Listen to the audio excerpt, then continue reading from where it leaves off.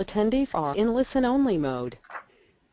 Hello everybody, welcome. My name is Tracy O'Malley and I'm the Executive Director of the Plus Group. We'd like to thank you for taking your time today to join us for the Plus Group webinar series. Today's topic is Mastering the Key Referral Step and will be presented to you by Matt Anderson, who's known as the Referral Authority. In fact, just last week Matt became an international bestseller with his book Fearless Referrals. Congratulations, Matt. Please note that all lines will be muted during this webinar. If you'd like to ask a question, please go to the question box on your control panel and type it in. We will answer the questions at the end of this presentation. Also note that we are recording this webinar and you will be able to view it at our website at www.plusgroupus.com. That will be available probably later today or tomorrow. Okay, everyone, thank you again, and I'm now going to turn this over to Matt. Thanks, Tracy. So 11 years ago, I was a very unhappy school teacher in Wisconsin. I just walked away from my job. Thought I had a couple of good plans in place, but wasn't too excited about them. So for about a year, I sort of drifted professionally. I wasn't sure what I was going to do. And then 10 years ago, I hopped on a plane, went back to see my family in the UK, and actually got quite miserable because I was so unclear about what I was going to do with my life, and walked into a bookshop, thought, you know, Matt, it's time you checked out the self-help section. So I went to the self-help section. I chanced across a book which now has a slightly tacky title. It was called Be Your Own Life Coach, but it was an excellent book. It was one of those books that I think we all need from time to time. Gave me this kick in the pants that I needed. And the short story is I contacted the author, decided to train as a coach because I thought, oh, that sounds like something that might fit my skill set. And on a whim, I was tired of, I'd lived in the Midwest for 20 years, and so you know what the winters are like there. And I thought, I'm sick of the Midwest, cold winters. I'm going to go live in the desert. So I moved to Albuquerque, and didn't know anybody there whatsoever. Went through my training, and then was ready to start my business. Well, I didn't know anything about business. I'm from a family of school teachers and car factory workers, and so of course I didn't realize that sort of helps to know people. And as a result, I networked a great deal when I first got into business, and networked like a maniac, actually. I joined a local chamber, I joined a BNI group, I joined another weekly leads group, even though BNI told me I wasn't supposed to. I joined the gym, I joined Toastmasters, I went to another chamber organization in Albuquerque, and everywhere I went, I'd say to people, where do you get your business? I mean, I was desperate. I'd run out of money, so I didn't have any money to advertise. I've never had the courage to cold call. And most people, pretty much everyone, as I recall, would say to me, well, most of my business comes from word of mouth. And I'd say, well, how do you do that? And they'd say, well, just try and do a good job for people, and they'll say something nice about you. Well, at the same time, I'm also going to these new business orientations, and I remember one at the Albuquerque Chamber where there was about 100 of us in the room, and they said, well, we're glad you came today. The good news is you're here. The bad news is that 5 years from now, only about 20 of you will still be in business. And 5 years after that, if you 20 came back, probably only about 4 of you would be in business. So where I'm going with this, I was getting this massive disconnect between all these people telling me they got their business from referrals, and yet there's also this reality that most of these people weren't even going to be in business. So I'm thinking, well, they can't be very good at it, and so what's going on here? So I got very interested in the subject, is what I'm trying to say. And then also, when I'd meet people, firstly I'd say, where'd you get your business? And then I was trying to be helpful, and I'd read all the right books, or I was reading the right books, and I'd say, what kind of business are you looking for? And this now brings to the topic for today. And most people would give some kind of description to me that was more or less the anyone who can fog a mirror type description, where they tell me who they could help with, and I'm thinking, well, gosh, there's 6 billion people on the planet. You're not helping me here. It's just too wide of a net. And I'm not going to pretend today that I figured this all out in 2 or 3 months, because that definitely isn't the case. But in time, I started to notice how badly people educated others about the kind of business they wanted.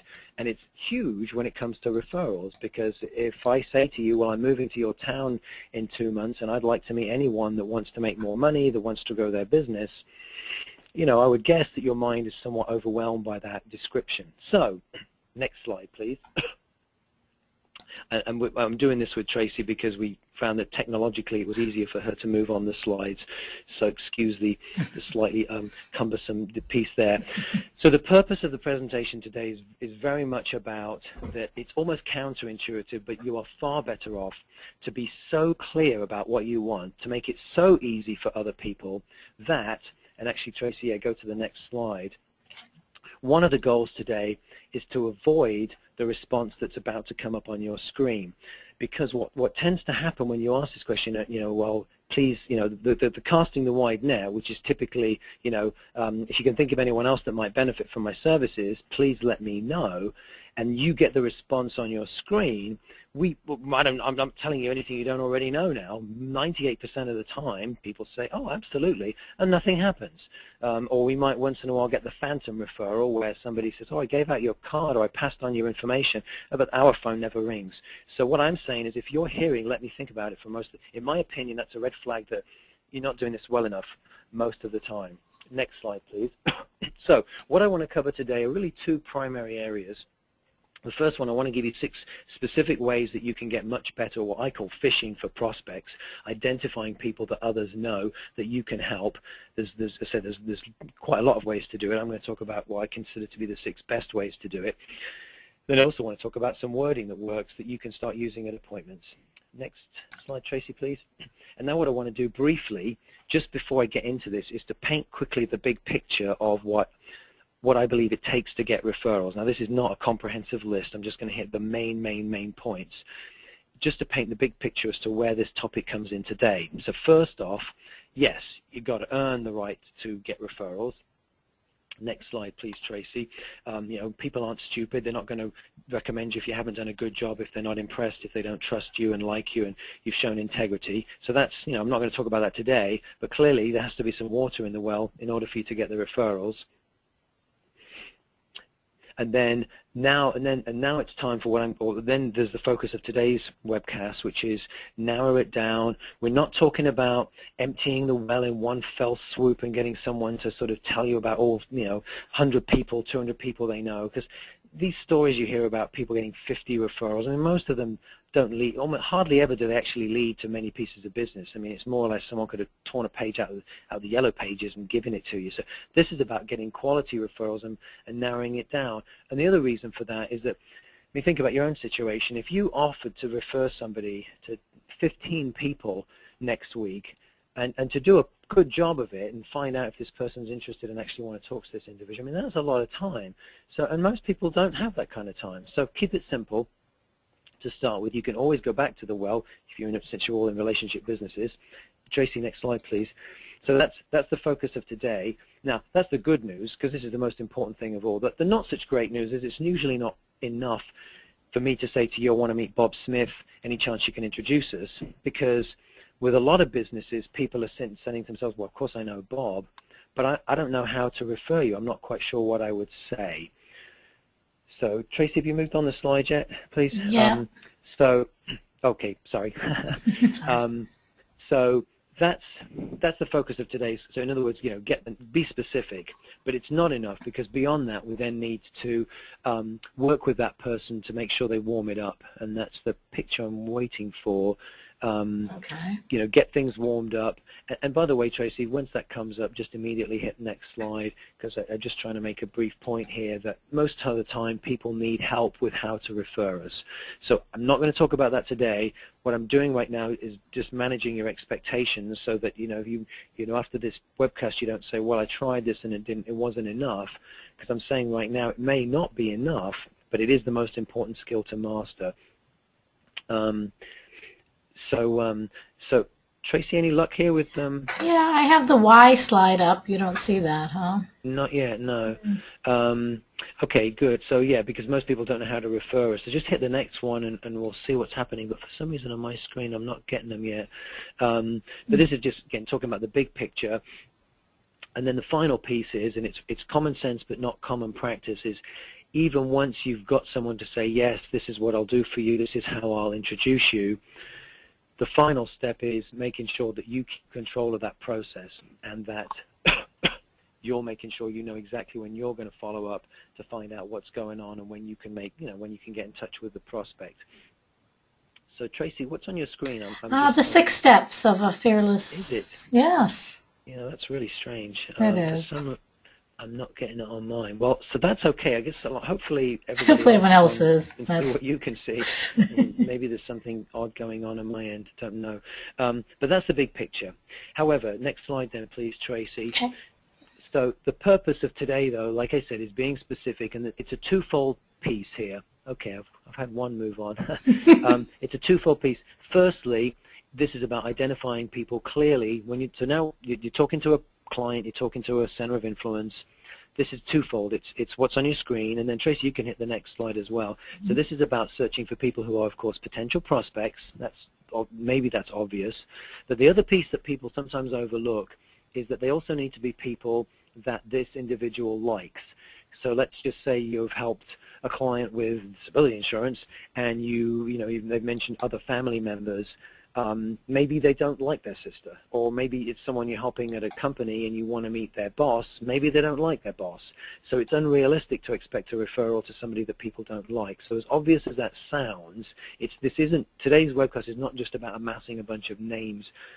We need to make sure that they have a decent relationship with that person and quite like them, because they're definitely not going to want to talk to them about you, or indeed anything for that matter. Next slide, Tracy. So now we get into the nuts and bolts. There's 6 ways, I believe, to do this really, really well. The chances are high that there are one or two of these at least that you probably already do. However, I doubt you do all of them, and that's not the point. The point is to take away what to do next. What area do you want to get better at in terms of identifying prospects? So the first one, and this is one of the 3 most important slides, in my opinion, in this whole webcast, is the habit. The best habit that exists when it comes to referrals is pre-planning ahead of time the question at the bottom of your screen. What would I love to ask this person for? It's a wonderful question, and as you think about the question and maybe think about people you've got on your calendar tomorrow, you may, maybe it's talking about another product that you can help them with, fine, or an introduction to a center of influence, but it may be, of course, the business referral opportunity as well. This is a beautiful question. I would urge you to write that down. What would I love to ask this person? And what I do every week is I just look ahead at my upcoming week, and at every meeting I have, I just ask myself that question. And I'm not saying you're always going to ask people for a referral, because you don't, because that would be annoying, and sometimes you haven't earned it, and sometimes there's a better time to ask when they're happier with the work that you've done. But it's more getting into that habit of focusing the brain about when the time is right, what's going to be a great ask.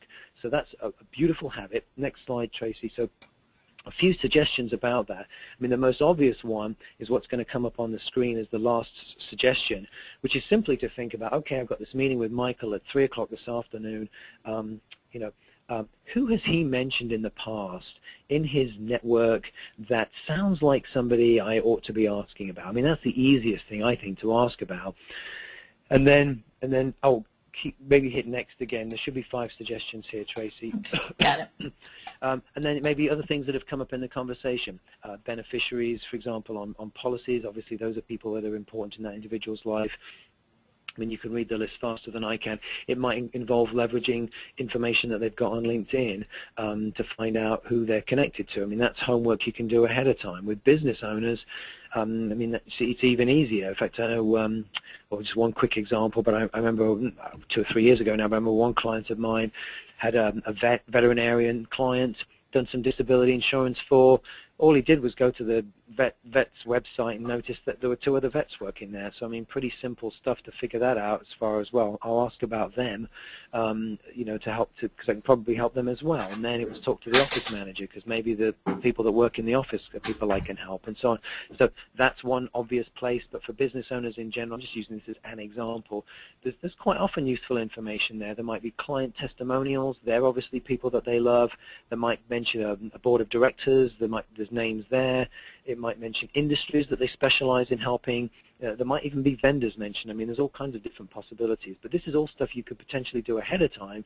But what's lovely about this is, and this is, by the way, your end goal. Your end goal, you definitely want to be able to, at least 6 months from now, know what you want to ask for, because then it doesn't distract you in the meeting. Then you go in prepared, you're not winging it, and you're not distracted thinking, I need to find out who they know first before I can ask effectively. which, I mean, is part of the process, but hence the value of this habit. Next slide, please. So that's the first thing to do. Now, the next slide is, in my opinion, probably the most important slide in the whole presentation. Why? Because it's something that you can do today. You can start immediately doing this, and it's the best action that exists, in my opinion, when it comes to helping anyone get better at identifying particular specific prospects. And that is the action. And Tracy, do you have that on your screen yet? What does it say? What are we supposed to be at? It says identify 1 to 3 people that the person likes who sound like, you know, yes. Yeah. Okay, must just not be up yet. I apologize, people. I know it's technology. Hopefully they see it. But, you know, hang in there, because honestly, this is the most important subject when it comes to referrals, is making it easy for others by being so clear about what you want that they don't have to think about it, because it's not their job to figure it out. They're not going to do that most of the time. They don't have time. They're not as interested in your business as you are. So anyway, the action is, write this down, is from now on, with everyone that you're meeting with, make it a goal to try to identify at least 1 to 3 people that they know and like, who sound like good prospects for you. And if, however you, whether you have a fact find that you use, or a meeting agenda notes, or if it's just a yellow pad, make a part of that page, whether it's a top corner or bottom corner, to jot those names down. And let me explain. So actually, Tracy, you can hit the next slide. But here's what will happen once you start to do this. And some of you on this webcast, maybe you're already doing it. That's great, good for you. But a lot of people don't do this. So the first thing that you start to do when you make this in action is you just start noticing things that they're talking about differently. And I hear this often from clients of mine, where they just say to me, you know what's odd, Matt, is I just find that I'm listening differently now, and that I didn't notice that they talk about certain people. And I mean, I don't want to get intellectual on anyone, because this is one of those things that you'll figure it out when you do it. Probably the easiest thing I can do is tell a story. And Tracy, I don't know, I don't have the picture up yet of listening different. Here we go, yeah. And in fact, you can move to the next slide as well if you want. But this is, because it's about the same point. I had a client, probably a year and a half ago now. His name was Mark. And I remember him telling me that he had this one client of his that liked to gamble. And he said, Matt, I'm not interested in gambling. And so when this client of mine talks about his gambling trips, he goes, I really don't listen.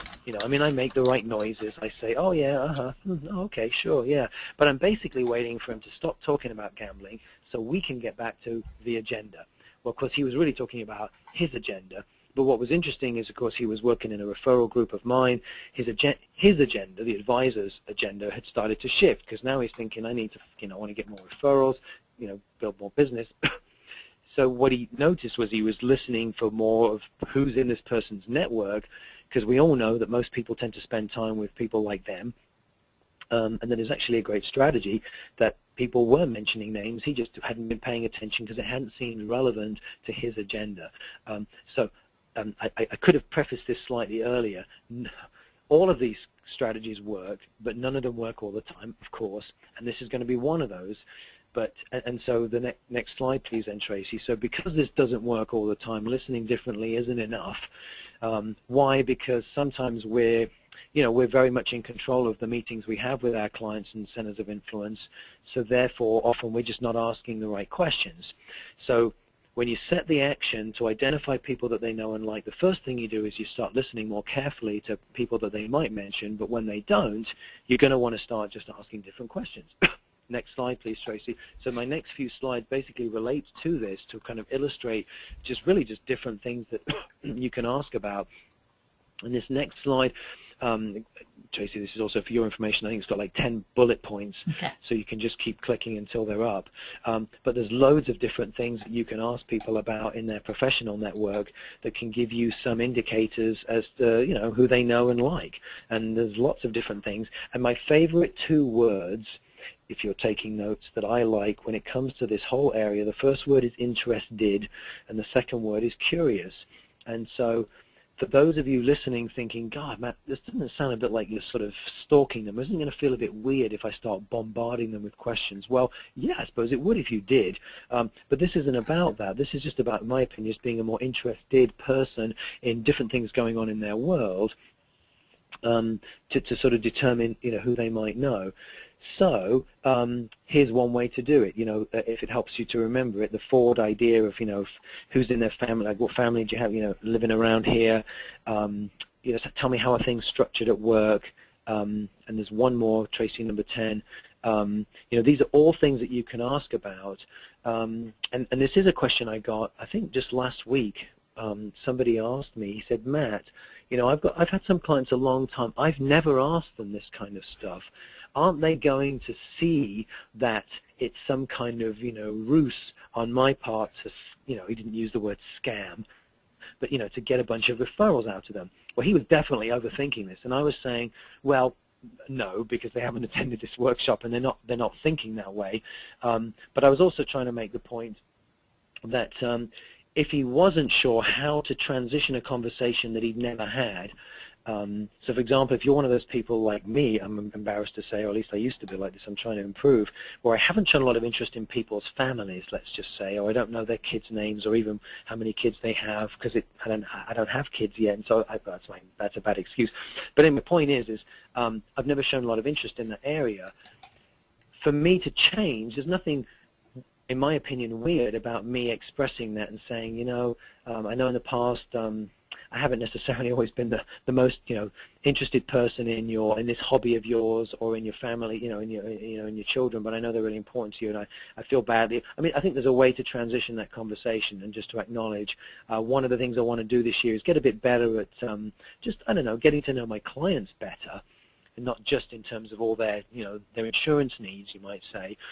There's nothing wrong or weird about that. People will be very forgiving, and if they know how busy everybody is, and that it's easy to get, all I'm saying is it doesn't have to feel strange to change and to become, interested in these things. I mean, again, I think it's how you go about it. Obviously, you could do this in a very cheesy way, but it doesn't have to be that way.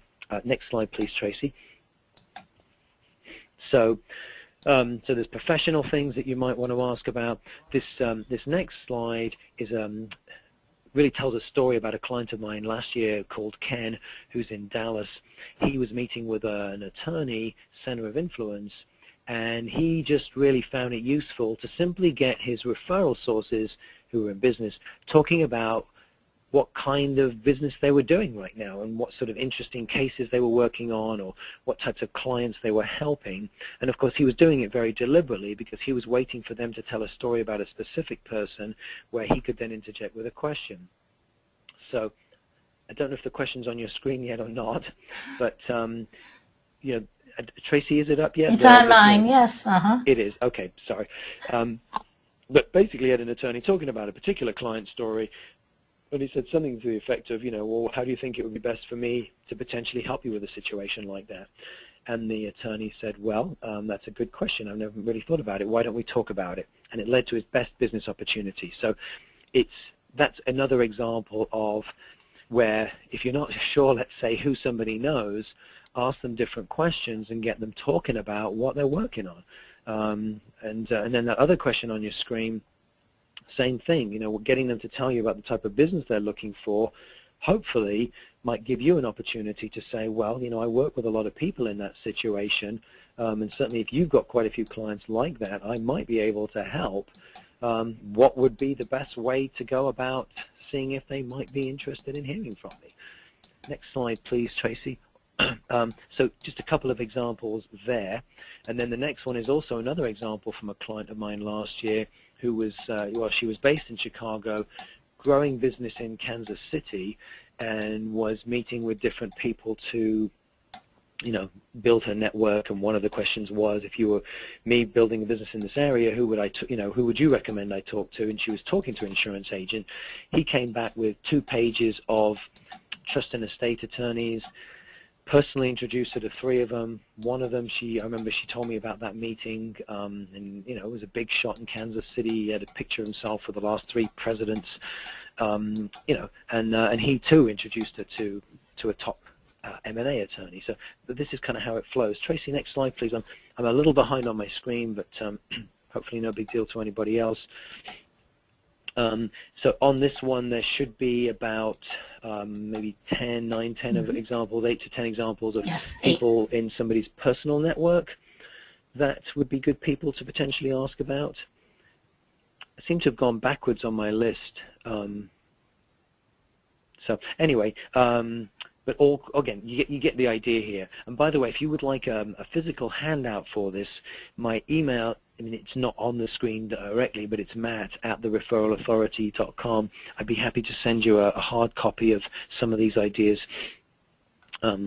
just so you don't have to try and remember them all or list them all. But you get the point. There's lots of different things. And Matt, excuse me, I just want to say the recording will have all the slides as well as your speaking on it. Okay. What slide do you have up right now? I have up the personal network. Okay. Okay. Yeah, the 8 items. Yet. I'm still about 3 behind. But if you can go to the next slide, Okay. so we've talked right now. We're at the halfway stage in terms of strategies. There's 3 more strategies which you can use.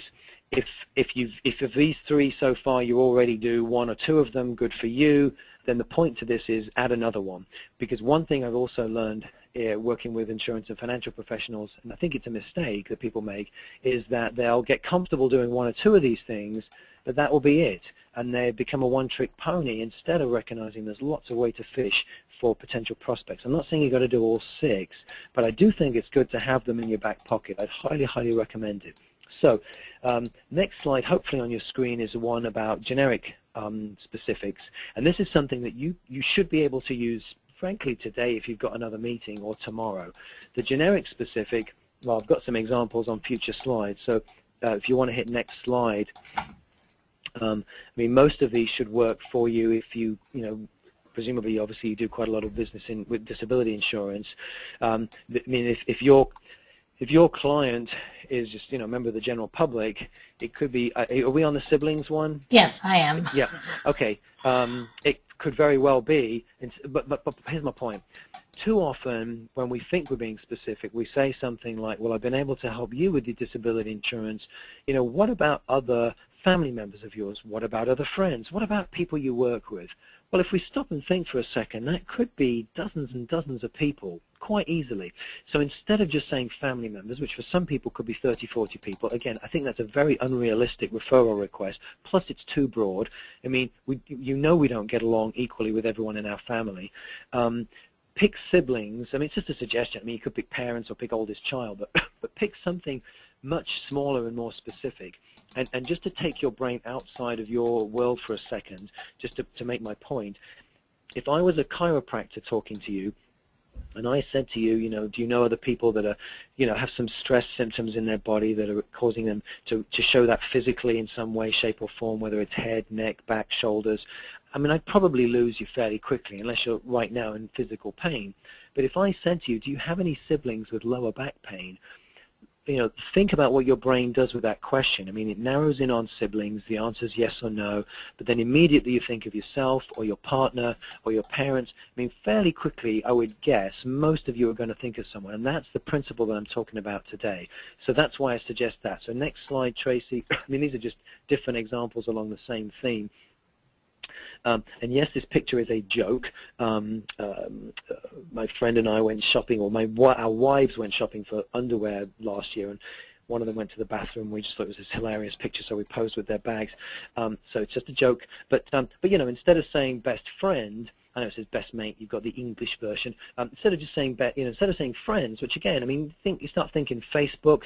We're talking dozens, if not hundreds, of people for somebody. It's an overwhelming number. Everybody has a best friend.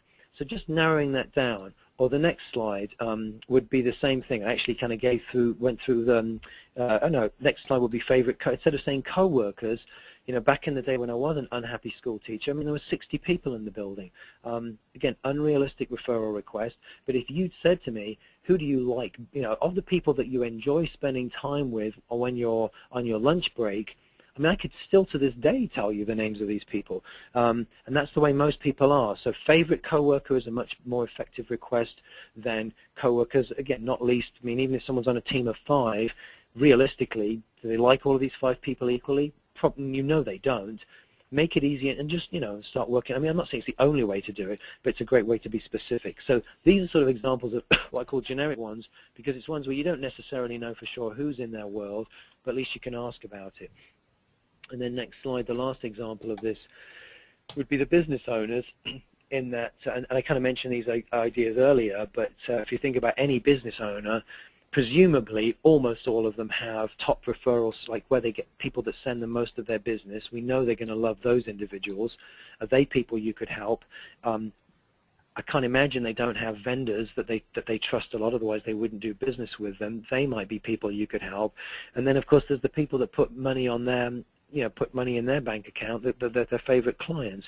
So I mean, all of these things, hopefully you're getting the idea here. I mean, I won't apologize from overdoing it. These are all specific, and these are all things you can do. This one you can do immediately in terms of helping you identify who to ask about next. So that's 4 strategies. Strategy 5, next slide then please, is something that only works really well if you follow it up with a question within a, when you expect to get an answer. But one of the things that a few people do very, very well is, let's say you're helping, let's say you're helping a doctor, let's say, with disability insurance, to share stories while you're in that meeting that kind of educate that person about other ways you can help people. Maybe it's different professions, maybe it's different products, but because people do tend to label us quite quickly if maybe they've just got you pegged as doing disability when in fact you can do life insurance and long-term care, and maybe you do other things as well. But what you're doing is you're deliberately, picking stories to share when you talk to them about other ways you can help, and with the intent that they're connecting the dots by thinking, oh, I didn't know that, oh, I didn't know you could help people in this situation, oh, I have a friend in that situation, or I have a friend who does that for a living. So maybe instead of talking about doctors, you talk about vets. You know your business better than I do about your best opportunities. Maybe you share stories about presentations that you've started doing to people in specific situations or specific professions, and it becomes one more thing to weave in. Like I said, that's a softer way to do it, unless at the end of the meeting, or when you think the right time is, you then loop back and say, well, I know early on I mentioned that I'm doing a lot more work these days with people in the local school district with their 403Bs. Again, I'm sort of making some of this up. And then you might say, do you have siblings that are teachers in this area, or I don't know what your spouse does. They're just sort of throwing something out there like that might help, but narrow it down to a specific question. So next slide on that one then really just makes the same point. Memory jogging stories. All of this whole webcast is really about creating a memory hook and then asking with the expectation that people will follow through. So we can move on to the next slide, Tracy, which hopefully says ideal client list. And that's the final strategy that I'm going to share. And many of you, I would guess, have heard of the list method from one kind of training or other. And I think it depends how you use it as to whether it can feel, salesy or not salesy, quite frankly. I do think it's an excellent idea to have as a minimum, as a backup plan for you, if nothing else, that it's sort of most on your radar. But it's certainly nice to be able to have a list of, again, talking about physicians, we know that it's public information to be able to find names of other people in their department or pod or clinic or what have you. Same with teachers and some certain other professions. But so it might be, well, actually, if you want to go to the next slide, that will actually help make my point. It might be a list of companies in town that you would like introductions to. It might be people in certain life situations. But anything that helps jog a memory. My only reservation with a list is you don't want it to be too long, because otherwise again, you're going to overwhelm people perhaps with too long of a list. But it could be pulled off LinkedIn. It could be something as simple as saying, I was on your LinkedIn page the other day, I noticed that you're connected to these 3 other IT firms in town, or you've got people that you're connected to, and then rather than just saying, can you refer me to them, you might say, how well do you know these individuals? And presumably you've got to believe they know 1 or 2 of them fairly well. Then transition into, well, I work with a lot of people in this industry, in this situation, in this vocation, etc. And certainly they've been very pleased with the work I've been able to do. Would you be willing to put in a good word about me to see if I might be able to help them as well? Something along those kinds of lines. So I think there's great benefit to that. You will also notice on the screen it says COI list. And this is what I call the wish list for COIs. And what I mean by that is, you might be saying to yourself, well, gosh, I really wish I knew you know, an attorney at ABC company, or I really wish there was an accountant that I was connected to in this town. But you can start to put that wish list together. It might be an organization that you wish you knew, you know, the leadership for, or a professional association. But that's what my definition of the wish list. In other words, it's people you don't know yet, but you really wished you did. And the best question for your brain is to finish the question, I really wish I knew someone, you know, ... at this firm, in this profession, at this association, in this organization, etc., etc. I really wish I knew someone ... And the reason why, one of the reasons I recommend it is it's a very easy, non-threatening ask to be able to say. So to be asking people about whether they know someone that fits that description. Do you know any? Again, I keep coming back to physicians, but I know they make good clients for many of you. You know, do you know any physicians at ABC Clinic or at XYZ Hospital? And so on and so forth. But you could do the same thing for centers of influence as well. Do you know any? Who's the most successful life producer at the the New York Life Agency in town, or the Northwestern Mutual office? I mean, those sorts of kinds of questions where if that's the person you want to connect with, then all power to you. So hopefully that's helpful. So those are the 6 strategies. Now, actually, I think the next one does give one example of wording. So, Tracy, if you want to move on the slide to that one, and then I'm going to finish up with just a few words about wording and things to say. So the example, hopefully on your screen coming up, is really just some wording that I think is extremely non-threatening. You know, do you know any decent contacts at this particular place? I'd love to talk to them, because I've been, about their protection and benefits, because I've been, worked with a lot of similar organizations and they've been really happy. I mean, whatever. By the way, this isn't an accidental wording. I would highly recommend when you give your reason, you'll notice the word because right in the middle there, really improves the power of what you're saying, even if the reason isn't, knock it out of the park. It doesn't have to be an amazing reason, but people are more persuaded to help you when you give a reason. So that's why the word because is in there. You could probably come up with a better reason, but that's why it's there. Like I said, but my real point is easy ask. Next slide, please. So just a couple things here then about wording for appointments that can make it easier. So in other words, now you're getting specific names. What are some things that I find are working very effectively, easy things for people to say and have great results with who are doing what you do for a living? Not sure what you've got on your screen, because I've got a couple of slides here in my notes. Tracy, if you could bump it forward one more. Okay. Transition. Why don't you just bump it to the silly? Okay. You could bump it to the one that says it's silly. Yep. So I cannot tell you how much positive feedback I've gotten from other insurance and financial professionals about how much they like using the wording, it would be silly of me not to mention that or not to ask you about.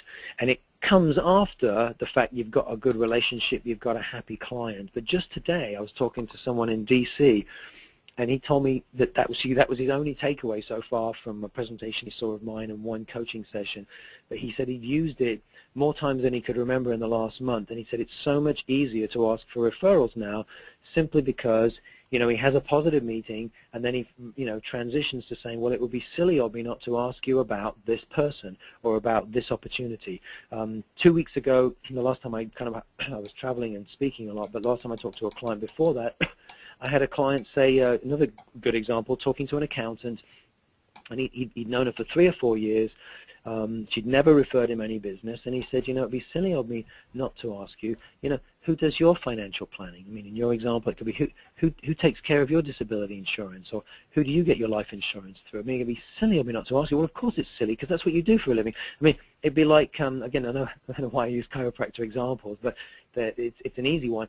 If you were talking to me, if you didn't know what I was doing, and let's say we were at a chamber mixer, and my name tag didn't say anything useful, it just said Matt, and you were chatting to me and you were complaining about how your back was killing you, and I was a chiropractor, I wouldn't stand there and say nothing. I wouldn't just say, oh, that's a shame. Well, hope you get yourself sorted out. I mean, I'd say, well, I have to say to you, I have to mention, it'd be silly not to say, that's what I do for a living. You should stop by my office. I could probably help you. So that's the mindset I'm talking about. The first time I ever recommended this was about 3-4 years ago. Northwestern Mutual agent went up to someone he knew somewhat after church.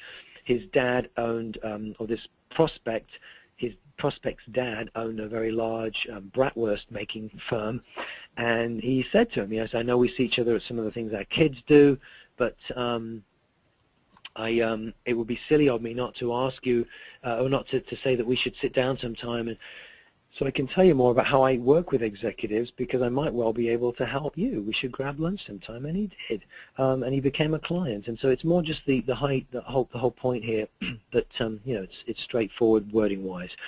Next slide, please. I could give you honestly, I could give example after example after example, but it's really that wording. It'd be silly of me not to ask you, you know, who would be the person to contact at your firm about benefits, about disability insurance, about long-term care programs, etc., etc. Wonderful wording. That's the transition wording that, I mean, ought to work. If you don't like the word silly, become a thesaurus and pick a different word. It would be crazy of me not to mention. It would make no sense. It would be remiss of me not to suggest. It would be daft, loopy, bonkers, whatever word you want to use, go for it. And then in terms of ask, in my opinion, there's really just two ways to ask. One is the most obvious direct way. I'd love to meet Bob Smith. He sounds like a great guy. Any chance the three of us could grab a beer sometime? It's just that, as you know already, not all of our relationships are created equally like that. We're not comfortable doing that with everybody. So that works, but it's not going to work with everybody. So next slide, please. So then it's really what if you only take away the word advice, the advice-seeking approach with others is also extremely effective. In other words, you know, what would be the easiest way to find out if Bob might be open to hearing from me? What would you recommend? Just, you know, how would you recommend finding out if Bob might be open to a quick call from me sometime? I might well be able to, you know, help him out with some of his insurance. What advice would you have for me to see if Bob might be interested in something like this? I mean, you get the point. I mean, there's variations on it. In fact, Tracy, you can click the next slide. But that approach, it's counterintuitive. It's not the old school way, hey, give him a heads up, I'll be calling tomorrow. It honors the relationship. But the reason, one of the main reasons why it works so well now is that you get the other person more invested in this whole process. They give you their words. They give you their ideas. People hate to be inconsistent with their word. So if they tell you something, if they make a suggestion and they mean it, they're going to be much, much, much more invested in this whole process. So next slide, please, Tracy. But all of these approaches well worth your time. And then as I start to wrap up here, you can almost, Tracy, probably click next slide quite quickly here. I'm just kind of wrapping up with the conclusion piece. Are you on the promises slide, Tracy? Actually, I'm at the keep referral asking top of my promises. Yeah, I'm at the promises now. Brilliant, thank you. Yes. Yep, no. So yeah, the two things I most wanted to cover, again, there's 6 strategies suggested.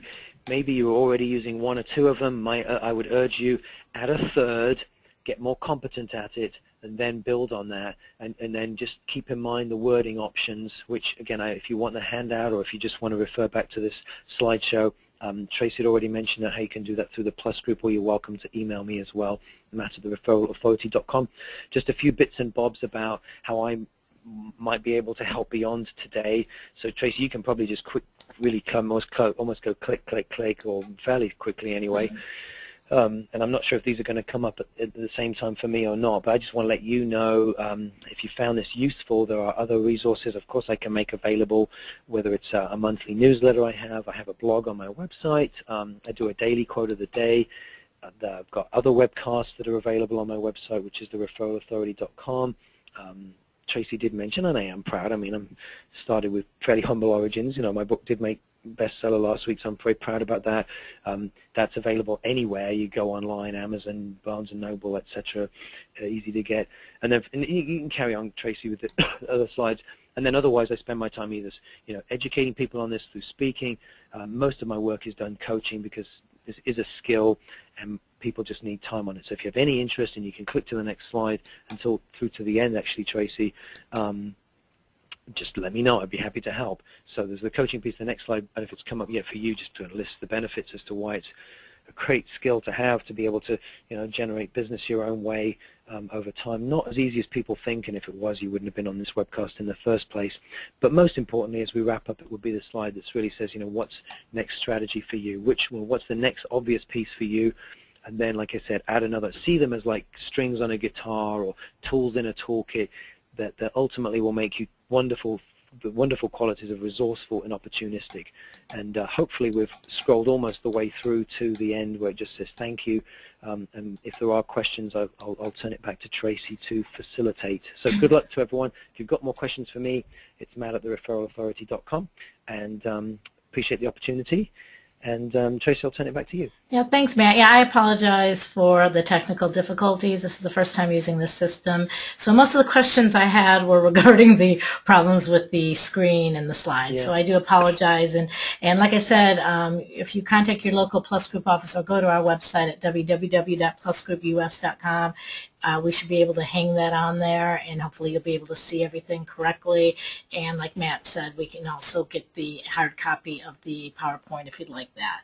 So again, we appreciate everyone attending today. Again, we apologize for the glitches, and Matt, I apologize to you that things didn't go smoother, but I appreciate it. And next month we'll be having another webinar on March 28th.